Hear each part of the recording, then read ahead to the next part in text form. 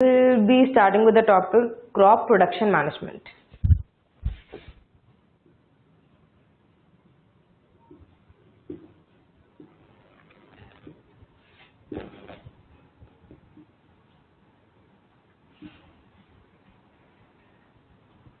Crop production management. अब देखो India में क्या है कि स्मॉल स्केल फार्मिंग भी बहुत ज़्यादा होती है एंड लार्ज स्केल फार्मिंग भी बहुत ज़्यादा होती है। ठीक है, तो हमें टैकल करना है इन दोनों सिचुएशंस को कि स्मॉल स्केल फार्मिंग में हमें क्या चाहिए एंड लार्ज स्केल फार्मिंग से हमें क्या चाहिए। तो जो मनी, जो technology, the amount of land used वो बहुत ज़्यादा वेरी करती है between small scale farming and large scale farming. तो फार्मिंग प्रैक्टिसेस भी एट द एंड वेरी इसी पे करती हैं कि आपके पास लैंड, मनी, रिसोर्सेज, टेक्नोलॉजी कैसी है, उस पर डिपेंड करेंगी हमारी सारी फार्मिंग प्रैक्टिसेस। बिकॉज इंडिया में दोनों ही चीज़ें बहुत ज़्यादा है, तो we need to tackle both of them.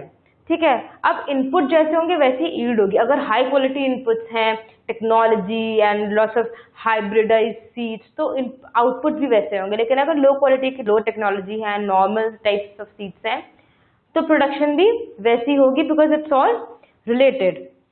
तो हमारे पास दोनों low cost and high cost farmings होती हैं कि जिसमें पैसे कम लगते हैं, प्रोडक्टिविटी भी कम मिलती है। हाई कॉस्ट जिसमें काफ़ी एक्सपेंसिव इनपुट्स लगते हैं, तो प्रोडक्टिविटी भी काफ़ी अच्छी मिलती है हमें।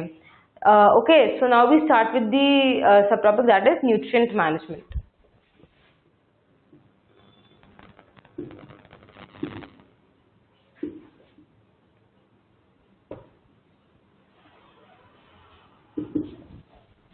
Nutrient management, alright. तो जो हम लोग फूड लेते हैं, हम लोग क्यों लेते हैं? हमारी ग्रोथ अच्छी हो एंड प्रॉपर बैलेंस डाइट मिले, न्यूट्रिशन मिले। तो same goes for plants. Plants भी इसीलिए फूड लेते हैं ताकि उनकी ग्रोथ अच्छी हो, डेवलपमेंट अच्छा हो, वेलबींग रहे, प्लांट्स हेल्दी रहे plants, that is why they take up food. Now nutrients वो 3 जगहों से लेते हैं: air, water and soil. Air से वो लेते हैं कार्बन एंड ऑक्सीजन, वाटर से उन्हें मिल जाता है hydrogen, and then from the soil they take many other nutrients. मतलब इन टोटल 16 न्यूट्रिएंट्स होते हैं।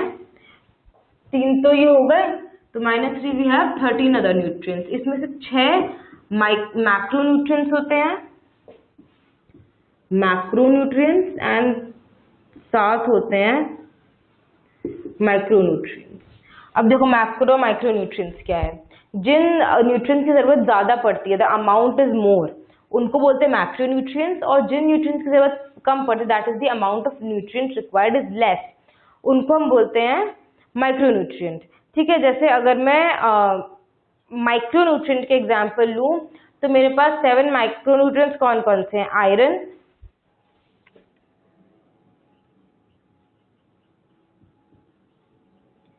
आयरन है, मैंगनीज है मेरे पास, iron, manganese. Then I have boron, zinc, copper, molybdenum, chlorine. If I write this, boron है, zinc है, copper है, मोलिब्डेनम है, क्लोरीन है। ठीक है, ये तो होगा मेरे पास माइक्रो न्यूट्रिएंट्स। अब जो मुझे मैक्रो न्यूट्रिएंट्स चाहिए वो हैं नाइट्रोजन, फॉस्फोरस, पोटाशियम। ये तो हो गए 3। अब हमें 3 और मैक्रो न्यूट्रिएंट्स चाहिए, वो हो गए carbon, manganese and sulphur. Carbon, manganese, magnesium, sorry, here it's magnesium, and this is also calcium, very sorry, this is calcium because carbon तो यहाँ पे ऑलरेडी हो चुका है। Magnesium and sulphur.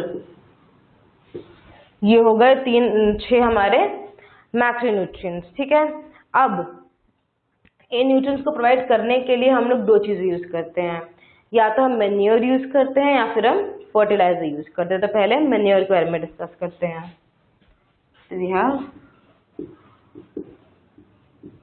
मैन्योर क्या होता है कि ये इसमें ऑर्गेनिक मटेरियल काफी होता है, organic material that is derived from the living organism and plus nutrients होते हैं। ठीक है, तो it is a combination of both of these. अब ये प्रिपेयर कैसे होता है? डिकॉम्पोजिशन होता है एनिमल एक्सक्रीटा का, एनिमल एक्सक्रीटा प्लांट वेस्ट इनका डिकॉम्पोजिशन करवाते हैं एंड इसकी हेल्प से हमारा ये मैन्योर प्रिपेयर होता है। तो अब मैन्योर में क्या है कि ये इसका न्यूट्रिएंट ठीक करता है, सॉइल का स्ट्रक्चर ठीक करता है, सॉइल का स्ट्रक्चर ठीक करता है, प्लस उसको फर्टिलाइज करता है। Alright, now the thing is कि अगर मैं एग्जांपल लूं सैंडी सॉइल का, तो अगर हम उसमें मैन्योर ऐड करते हैं तो उसकी वाटर होल्डिंग कैपेसिटी बढ़ जाती है। ठीक है, या सैंडी सॉइल, उसकी वाटर होल्डिंग कैपेसिटी इंक्रीजेस। अब अगर मैं बात करूं क्ले सॉइल की, तो उसमें वाटर लॉगिंग और ड्रेनेज को टैकल करती है। क्ले सॉइल में टैकल करता है वाटर लॉगिंग और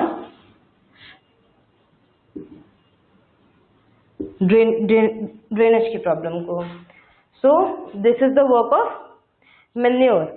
अब इसमें पॉइंट ये है कि ये क्या करता है, मैन्योर एनवायरनमेंट को बहुत ही अच्छे से प्रोटेक्ट भी कर रहा है at the same time, because ये फर्टिलाइजर के जैसे नहीं है कि उसको नुकसान पहुंचाएगा। ये ऐसी चीजों को रिसाइकिल कर रहा है कि प्लांट मरा, एनिमल एक्सक्रीटा हुआ, तो उसको रिसाइकिल करके सॉइल में ऐड करके उसमें न्यूट्रिएंट्स और ऐड हो रहे हैं, तो हमारा फायदा भी हो रहा है प्लस चीजें रिसाइकिल भी हो रही हैं। वैसे manure is a very good choice. ठीक है, अब मैन्योर एक्चुअली 2 टाइप्स का होता है, दिस इज कंपोस्ट और vermi compost and this green manure. अब देखो कंपोस्टिंग क्या होती है, हमारे पास काफी सारी ऐसी चीजें हैं जिसको हम रिसाइकिल कर सकते हैं। For example livestock excreta, vegetable waste, straws, weeds, domestic waste, बहुत सारी ऐसी चीजें जिनको हम रिसाइकिल कर सकते हैं। इसको हम ग्राउंड के अंदर ग्राउंड को डिग करके उसके अंदर रख के एंड देन इसको प्रोसेस होने के लिए छोड़ सकते हैं। इस पूरी चीज को हम बोलते हैं कंपोस्ट। अब इसी को बोलते हैं कंपोस्टिंग, इससे जो मैन्योर बनता है उसको कंपोस्ट मैन्योर बोलते हैं। अब अगर मैं इसमें अर्थवॉर्म्स ऐड कर दूं इस प्रोसेस को फास्ट बनाने के लिए, ठीक है, तो मैं इसको बोल दूंगी वर्मी कंपोस्ट। तो ये हो जाएगा वर्मी कंपोस्ट। तो ये तो हो गया एक तरह का तरीका। ठीक है, अब नेक्स्ट मेरे पास आया ग्रीन मैन्योर। क्या होता है, अब मुझे एक टाइप का प्लांट उगाना है, ठीक है, सपोज मुझे वीट उगाना है, मुझे I am just giving you an example, I don't know कि किसके लिए कौन सा ग्रीन मैन्योर बनता है। वीट उगाना है, तो सपोज मैंने कोई और प्लांट उगा दिया एंड देन उसको निकाला नहीं, उसको उधर ही डाई आउट होने दिया। ठीक है, फिर उसको सॉइल को प्लो कर लिया ताकि सॉइल के साथ वो प्लांट मिक्स हो जाए, उसके डेड रिमेन्स। ठीक है, फिर उसके बाद वो एक अपने आप मैन्योर में टर्न हो जाता है। जब मैं सपोज वीट फिर प्लांट करूंगी तो वीट के पास ऑलरेडी न्यूट्रिएंट्स होंगे because of that dead plant जो मैंने उसके पहले प्लांट किया था। ठीक है, तो इस तरीके से मैन्योर बनाने को हम बोलते हैं ग्रीन मैन्योर। ओके, तो इसमें जैसे हम गुआर ये सब, इन सब में ये ग्रीन मैन्योर वाली टेक्निक यूज होती है। एंड इसमें मेनली जो मैन्योर बनता है इससे नाइट्रोजन और फॉस्फोरस, ये जो मैक्रोन्यूट्रिएंट्स है, ये काफी अच्छे अमाउंट में सप्लाई होते हैं विद ग्रीन मैन्योर। ठीक है, अब हम बात करते हैं फर्टिलाइजर की।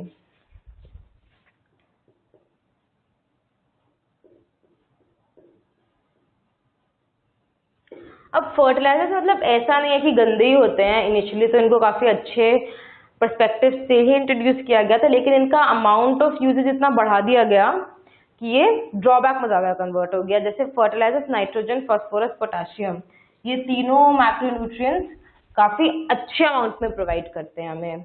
ठीक है। तो इसलिए बेसिकली फर्टिलाइजर का यूज होता है, उससे ग्रोथ भी अच्छी होती है, बिकॉज तीन काफी इंपॉर्टेंट माइक्रोन्यूट्रिएंट्स को प्रोवाइड मैक्रोन्यूट्रिएंट्स को प्रोवाइड कर होते हैं। लीव्स, ब्रांचेस, स्टेम, हर जगह की ग्रोथ काफी अच्छी होती है एंड ईल्ड बढ़ती है। कॉस्ट ऑल्दो बढ़ जाती है फार्मिंग की, बट ईल्ड काफी ज्यादा बढ़ती है, क्वालिटी भी अच्छी जाती है चीजों की। बट पॉइंट ये है कि इसके प्रॉपर डोज की बहुत जरूरत है, कि जितना प्रिस्क्राइब डोज है उतना ही डोज देना है, जितने टाइम में रिक्वायर्ड है उतने इंटरवल्स में देना है आपको।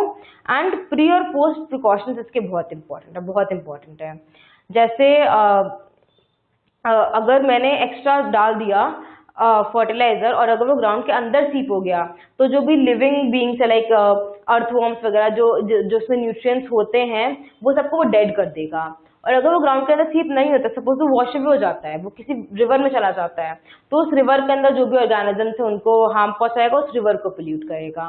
तो इसका डोज और टाइम बहुत ही इंपॉर्टेंट है, कि जितना प्रिस्क्राइब है आपको उतना ही ऐड करना है, ऑप्टिमम अमाउंट एकदम फर्टिलाइजर का आपको ऐड करना होगा if you are using a fertiliser. ठीक है। और ये क्या करता है, फर्टिलाइजर की वजह से अगर एक्सेस अमाउंट होता है तो ये एक तो बायोडाइवर्सिटी सॉइल की खत्म कर देता है, प्लस जो न्यूट्रिएंट्स ऑटोमेटिकली रिप्लेनिश होने चाहिए उनको ऑटोमेटिकली रिप्लेनिश भी नहीं होने देता है। तो that is the drawback with the fertiliser है। तो अगर मुझे किसी शॉर्ट टर्म गोल को मीट करना है, if I have a short term goal, then I will use a fertiliser. But if I have a long term goal, तो मैं मैन्योर यूज करूंगी, ताकि मेरा सॉइल बैरन ना हो जाए, वो एकदम फर्टाइल बना रहे एंड जिस जिस न्यूट्रिएंट की हमें रिक्वायरमेंट है वो न्यूट्रिएंट हमें मिलता रहे। अब मैं यहाँ तक के इंटेक्स क्वेश्चंस डिस्कस करती हूँ। ठीक है। तो the first question we have is what are the macronutrients and what are macronutrients and why are they called macronutrients. So macronutrients are these nitrogen, phosphorus, potassium, calcium, magnesium, and sulfur, and they are called macronutrients because they are required in larger amount in comparison to the micronutrients. And macronutrients are the ones which are required in smaller amounts, and they are iron, manganese, boron, silicon, copper, molybdenum, and chlorine. Okay. And some of the main macronutrients and where they use nitrogen, sulfur, and phosphorus, it's found in proteins. Calcium is found in cell wall and magnesium is found in chlorophyll. Okay, now the next question I have is how do plants get nutrients? So plants get nutrients from these three sources: air, water, and soil. Air se they get carbon and oxygen. Water se they get hydrogen. Soil se they get these 13 nutrients, which include 6 macronutrients and 7 micronutrients. 6 macronutrients जो है वो nitrogen, phosphorus, potassium, calcium, magnesium and sulphur है। And 7 micronutrients जो है वो iron, manganese, boron, zinc, copper, molybdenum and chlorine है। तो this is where the soil gets its nutrient requirement fulfilled from. ठीक है। Now the next question we have is compare the use of manure and fertilizer in maintaining soil fertility. ठीक है। तो the use of manure से तो soil fertility बहुत अच्छी होती है। Manures are very rich source of organic matter which is humus for the soil, and humus helps to restore the water retention capacity of the sandy soil and drainage in clay soil, जिसकी हमने यहाँ पे बात करी थी कि Sandy soil की water holding capacity बढ़ाता है एंड क्ले सॉइल की वाटर लॉगिंग एंड ड्रेनेज की प्रॉब्लम सॉल्व करता है मैन्योर अगर हम उसमें ऐड करते हैं तो। एंड मैन्योर्स और soil organism, soil bacteria friendly भी है कि वो न्यूट्रिएंट्स प्रोवाइड करता है बट बैक्टीरिया को हार्म नहीं करता। वैसे अभी अगर मैं फर्टिलाइजर की बात करूँ तो वो सॉइल क्वालिटी को डिग्रेड भी करता है एंड ऑब्वियसली सॉइल के अंदर जो ऑर्गेनिजम्स हैं उनको तो बहुत हार्म करता है, उनकी लाइफ स्पैन काफी कम कर देता है, उनको दे आर ऑलमोस्ट डेड अगर फर्टिलाइजर का एक्सेसिव यूज होता है। प्लस वाटर पोल्यूशन भी कॉज करता है बिकॉज अगर वो स्टीप हो जाता है तो लिविंग ऑर्गेनिजम्स को हार्म करेगा। अगर सपोज वो फ्लो हो जाता है वाटर के साथ किसी नियर बाय रिवर सोर्स में जाता है तो उस रिवर सोर्स को हार्म करेगा एंड उस रिवर सोर्स के अंदर जो ऑर्गेनिजम्स हैं उनके लिए प्रॉब्लम क्रिएट करेगा। Start. So now will be discussing about organic farming. जैसे कि नाम से ही समझ आ रहा है ऑर्गेनिक मतलब कि सब ज्यादा मैन्योर यूज करेंगे, फर्टिलाइजर्स, पेस्टिसाइड्स, हर्बिसाइड्स ये सब हम यूज नहीं करेंगे, अवॉइड करेंगे यूज करना बिल्कुल। एंड ऑर्गेनिक मैन्योर्स को बढ़ाएंगे, उतना ज्यादा रिसाइकिल होगा, dead dead plants, animal excreta, straws and livestock के जो वेस्ट होते हैं, इन सबको मिला के हम मैन्योर बनाएंगे and we'll use that. जितना ज़्यादा से ज़्यादा हो पाएगा उतना ज़्यादा हम लोग ऐसी चीज़ें यूज़ करेंगे, बायो एजेंट्स यूज़ करेंगे, मतलब बायो फर्टिलाइजर्स यूज़ करेंगे. ब्लू ग्रीन एल्गी से जैसे हम केमिकल्स बना सकते हैं जो which can act as bio fertilisers. हम वैसे नाइट्रोजन फॉस्फोरस फर्टिलाइजर्स की जगह पे बायो फर्टिलाइजर्स यूज़ करेंगे in organic farming. And then जैसे अगर मैं बात करूँ तो बायो फर्टिलाइजर में देखो, जैसे फर्टिलाइजर का काम कर दिया हमारा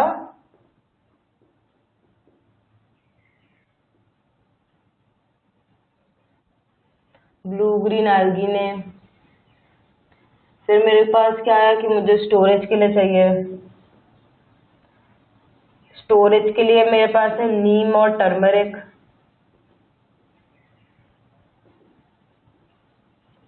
ठीक है, इससे बायोलॉजिकली हम लोग ऑर्गेनिक फार्मिंग में स्टोर कर रहे हैं नीम और टर्मरिक से. प्लस क्रॉपिंग अच्छी हो इसके लिए हम inter cropping, mixed cropping, crop rotation, ये सब यूज करेंगे in organic farming. And then इसके बाद हम और भी चीजें यूज कर सकते हैं. लाइक इसमें बेनिफिट ये भी होगा कि इंसेक्ट, पेस्ट, वीड कंट्रोल, ये सब हम टैकल करेंगे using organic farming. And nutrients maximum to maximum provide होंगे. प्लस जो लिविंग ऑर्गेनिजम्स है बेनेथ सॉइल, उनको भी प्रॉब्लम नहीं होगी. वाटर पोल्यूशन भी कम से कम होगा. तो organic farming is very beneficial and we should at our level try कि हम ऑर्गेनिक फार्मिंग को जितना प्रमोट कर सकते हैं उतना प्रमोट करना चाहिए. ठीक है, now we come to the other topic, that is irrigation.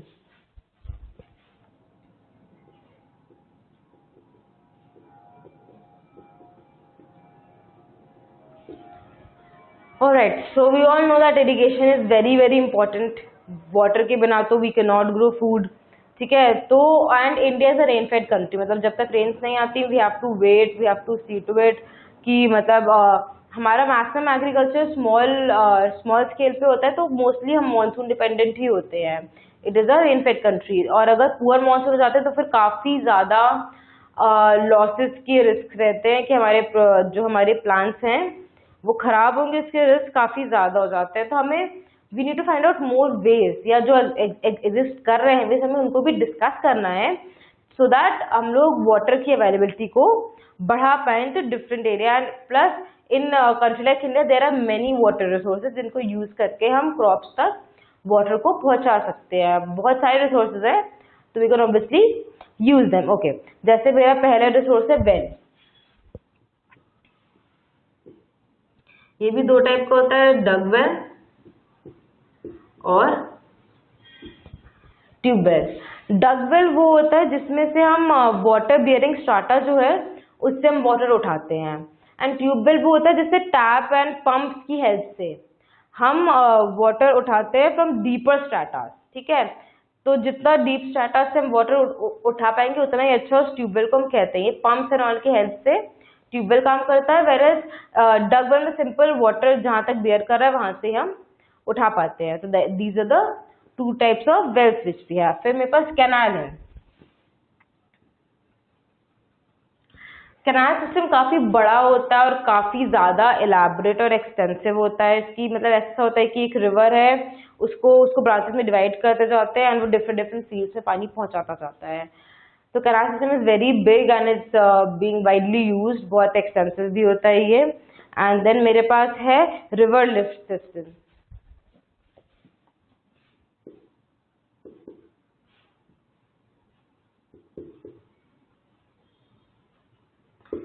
तो रिवर लिफ्ट सिस्टम में हम कुछ खास नहीं करते. यही होता है कि रिवर का पानी लेके हम लोग डिफरेंट जगह पे पहुंचाते हैं using different other techniques.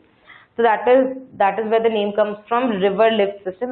River के पानी को ही हम पिक करके डिफरेंट जगहों पे पहुंचाते हैं. उसके बाद भी have tanks.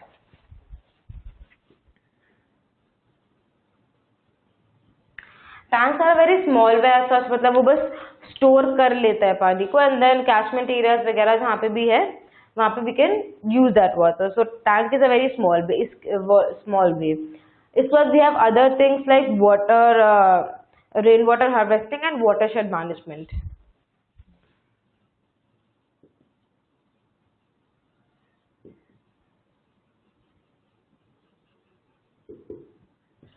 Rain water harvesting and watershed management.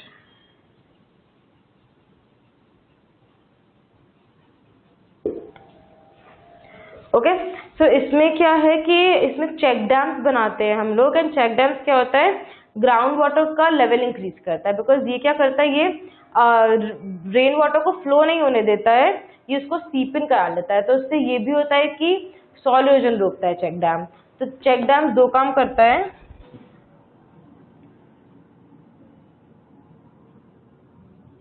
Ground water increase करता है, underground water and soil erosion को कम करता है। ठीक है, तो ये दोनों चेक डैम से काम होते हैं। अब हम बात करेंगे क्रॉपिंग पैटर्न्स की।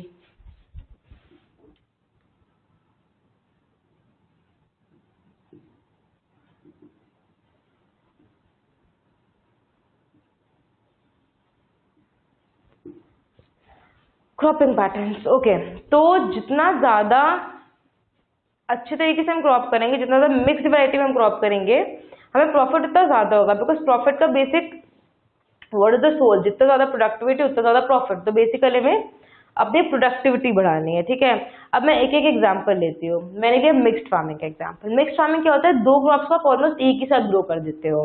जैसे एक एग्जांपल तो वीट और ग्राम के साथ मिक्स्ड फार्मिंग होती है, तो अब दोनों क्रॉप्स को और मतलब कोई पैटर्न फॉलो नहीं होता, वो एक ही साथ ग्रो हो जाते हैं। तो उसमें क्रॉप फेलियर का डर कम रहता है कि अगर एक मतलब ऐसा होता है कि एक क्रॉप किसी एक डिजीज के लिए प्रोन होता है। ठीक है, तो अगर वीट, सपोज मैंने वीट और ग्राम का एग्जांपल लिया, तो वीट को एक बीमारी हो सकती है, तो ग्राम को शायद नहीं होगी, तो बीमारी जल्दी से फैलेगी नहीं। तो कुछ क्रॉप्स में होगी, कुछ में नहीं होगी। तो जिनमें नहीं होगी एटलीस्ट हमें उससे प्रॉफिट मिल जाएगा, हम पूरे के पूरे लॉस में तो नहीं जाएंगे। ठीक है, तो ये हो गया मिक्स्ड फार्मिंग।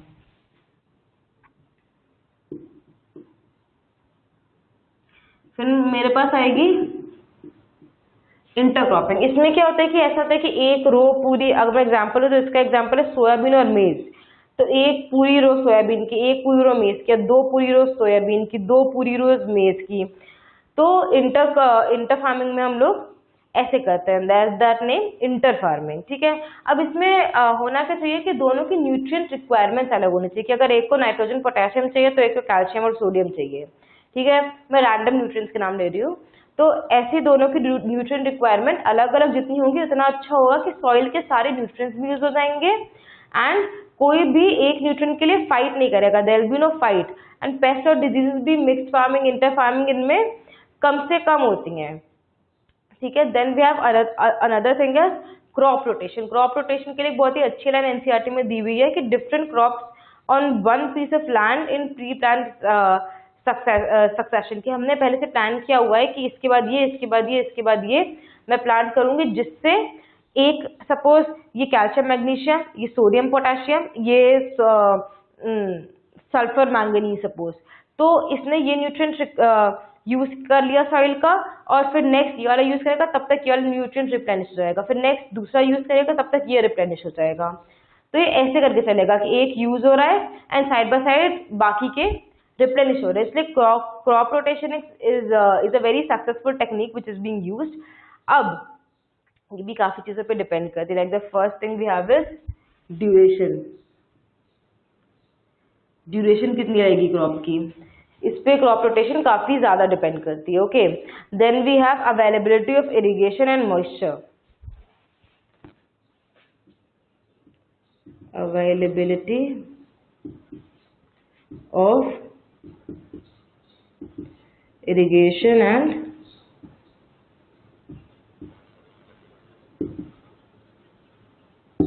moisture। तो इन दोनों पे डिपेंड करेगा कि क्रॉप कैसा बनता है। ठीक है, तो these two are very important things. And then अगर हम लोग ठीक से crop rotation, mix farming, inter farming follow करें तो 2 या 3 तो क्रॉप्स में पूरे साल में अच्छी क्वांटिटी में मिल ही जाते हैं। That is the tentative statistics जो हमें मिला है।